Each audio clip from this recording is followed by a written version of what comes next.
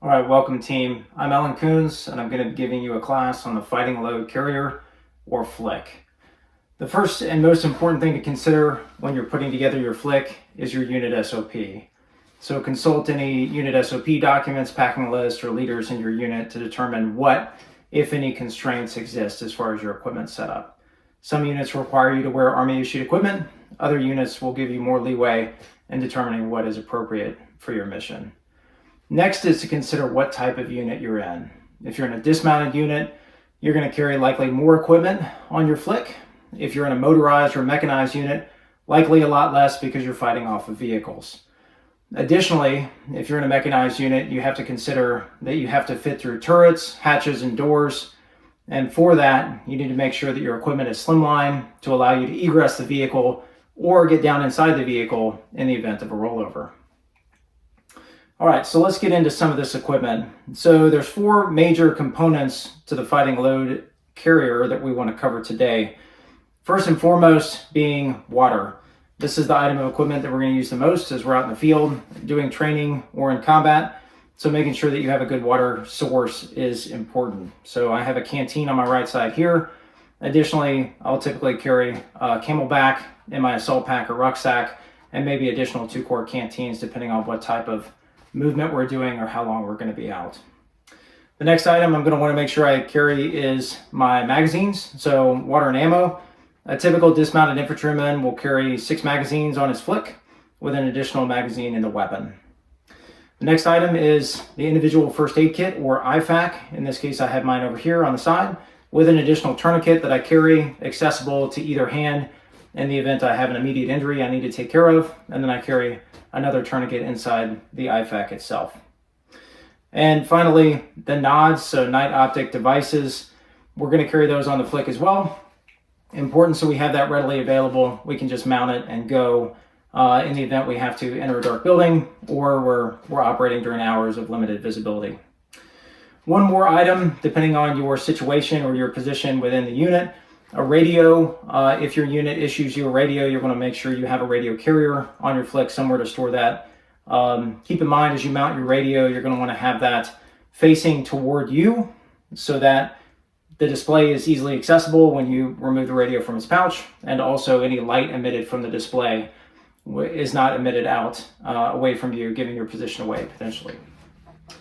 All right, so we went over kind of the basics here.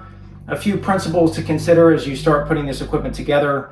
First and foremost, I want my mags up front and in my workspace. So that area where I can see the threat and also work with my weapon systems here, kind of in front of my chest, just below eye level.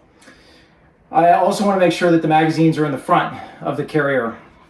Magazines are pretty resilient to being jumped up and down on, whereas my sensitive electronics, like my nods and my radio, not so much. So as I'm jumping up and down into the prone and then back up onto my feet, if I'm jumping up and down on the nods or the radio, I'm probably going to break those. So I'm going to keep the magazines up front also to absorb that impact. Okay. The draw stroke of your pistol. So should you be issued a pistol, you want to make sure that you're able to access the pistol and the draw stroke area is clear. In this case, if I've got my canteen mounted directly above my pistol, I'm going to have a difficult time accessing the pistol. So keep that in consideration. All right, some other thoughts. Should you mount the pouches to a fighting load carrier, or should you mount pouches directly to your armor? It depends on your situation. First, consult your unit SOP, and then consider, am I going to wear my armor primarily and with the equipment attached to it, or am I ever going to be in a training scenario, a training environment? Will I do OC duty or something like that where I'll need to have a FLC without wearing the armor carrier? So some considerations there.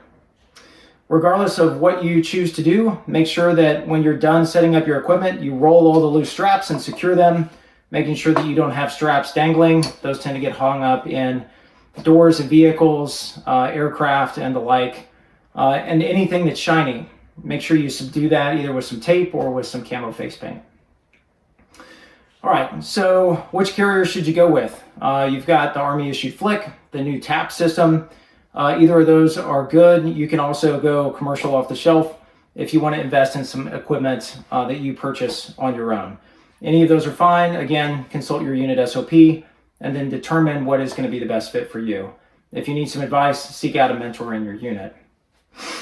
Which pouches are you going to use on your equipment? So for me, I have these open top pouches mounted.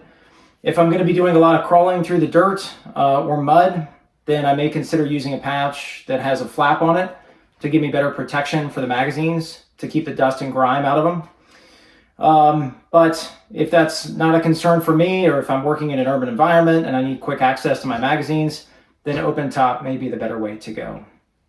Additionally, those flaps can be tough to access with gloves on, especially winter gloves. So consider that if you're in a cold environment.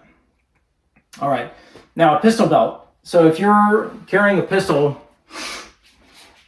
everyone's issued these Army rigger belts. They'll support the weight of a pistol and a couple of magazines, but they are very flimsy. And so you're not going to be able to carry much more than that. So if you intend to carry some more equipment on your belt, consider going with a dedicated gun belt, where you have the option to carry more equipment on a more stable platform. All right, so let's get started into fighting off the equipment. So I'm going to start with the gun belt here. The way I've set up my gun belt is with my pistol on my dominant side. I have my magazines on my non-dominant side. In this case, I have 2 pistol, 1 rifle, and I have a dump pouch here on the back end to capture any magazines I want to retain. And then I have an additional tourniquet here on the belt. I also have a pair of gloves here, which is good to have a pair of gloves handy. All right, so I've got the pistol belt mounted. I'm going to throw the flick on. Okay. All right, so remember we talked workspace. So that workspace is right here, just under eye level. So as I'm working with a rifle, and 2-point slings are honestly the best slings. So highly recommend 2-point slings. All right, so if I'm working with my weapon in my workspace, I have my weapon still pointed down range, and I have my eyes on the threat, but in my peripheral vision, I can see the magazine well, everything I need to work with in my workspace here. So with that, I can retain spent magazines. So I reach back, I have this dump pouch where I can take this magazine and put it to retain it. Retaining magazines is important because when we get our ammunition resupply, we're only getting ammo. We're not going to get magazines. So we've got to be able to refill those magazines. Another consideration is if you leave equipment behind, it tends to be turned into IEDs, which will be booby traps for soldiers coming behind you. So retain that equipment. All right, so as I'm doing these magazine changes, all the magazines in my kit are mounted with the bullets down. All right, so the rounds are down in the magazine pouches, and the bullet point is facing to my non-dominant side. So as I grab that magazine with a beer can grip, the rounds are pointing forward. And these weapons have been cleared before filming. So the magazine goes into the weapon system with a beer can grip that puts my thumb in the perfect position to press the bolt release button, and then the bolt is forward. Okay, so now the weapon has been loaded. All right. As I go and remove this magazine, I can retain it again in the dump pouch, or if you don't have a dump pouch, another way to retain this is to put it back into the magazine pouch that you took it from, or another empty pouch. When I do that, I'm going to take the magazine and place it with the follower facing up. So as I go to reload another magazine in the weapon and I look down, I can see that this is empty because I can see the empty follower on top. Now, if there's a lull in the battle, I can start moving these magazines in my equipment so that empty magazines are on my dominant side and full magazines are on my non-dominant side. That way, when I have to reload, I don't have to reach all the way across my equipment to grab a fresh magazine. The fresh magazines are right here, easily available for me to grab and put into the weapon. All right, class. Now let's talk about fighting with the pistol. So just like fighting with the rifle, I want to keep the weapon up in my workspace. Now, my pistol magazines I placed on my belt. They can also go on the flick. The magazines should be inserted rounds down with the bullets pointed toward my midline As I index the magazine in the carrier, I'm going to place my finger of the non-dominant hand along the front of the magazine, extracting the magazine so that my finger is on the same side as the tip of the round. Now, with the weapon in my workspace, it is still pointed down range. I'm going to point my finger at the bottom of my hand, which allows me to find the magazine well of the weapon in the dark and under nods. So just like we practice with the rifle, those spent magazines can then be put into either the dump pouch or back into the magazine carrier.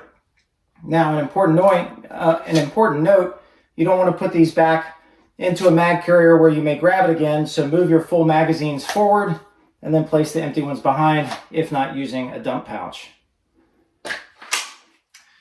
Right, so now that we've covered the mag changes with both the rifle and the pistol, let's talk about some other equipment that you're going to want to bring with you in your flick. So first and foremost, you're going to want to make sure that you have a map and compass with you. So very important. As a leader, you're going to spend the majority of your time using a map and a compass and a radio, maneuvering your forces, calling sit reps, and calling for fires and communicating with aircraft. So map, compass, radio, very important. A Garmin is also a nice tool to have. Allows you to see where you are, get a grid off this. These Garmin 401s are excellent. They take AAA batteries. Signaling devices like a silk panel, VS17 panel, IR lasers, whistles, anything like that. Also great to have. Spare batteries for both your radio as well as lights, lasers, nods. Also great to carry on your flick.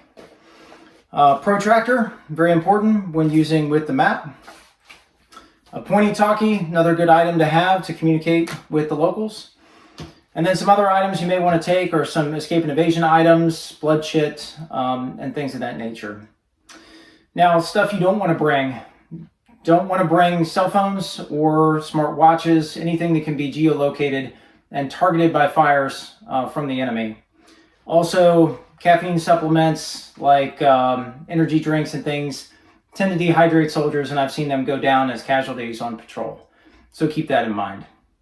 So in summary, the flick or the fighting load carrier is everything you need to fight and win. It contains the most important items you need for the battle: water, magazines, nods, and the IFAK leaders radios for you as well.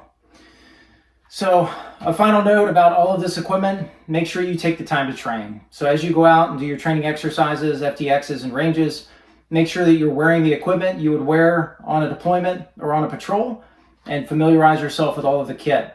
You should be able to perform all of these functions both during the day and at night and under night vision. That's going to enable you to win when you have to use this stuff in really austere conditions. All right, I welcome any questions that you have. Please send those to me. Otherwise, I look forward to seeing you on the range.